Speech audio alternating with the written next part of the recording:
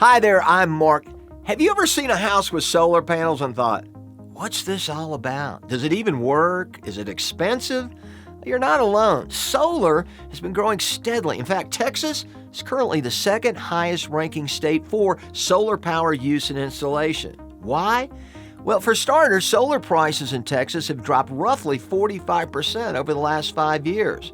Then there's the recently extended 26% solar investment tax credit. Plus, you have the potential to sell power back to the grid, and a whole host of other reasons is why we're seeing such enthusiasm for renewable energy. However, choosing the right installer can be difficult and make a huge difference in your experience, quality of install, and potential production. So, if you want someone to tell it to you straight and put your need first, I suggest you contact the fine folks at Texas Direct Solar to see if solar's right for you.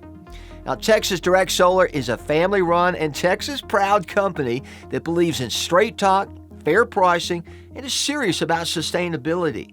They're licensed, they're professional, and they'll customize a free, no-obligation, no-hassle quote just for you.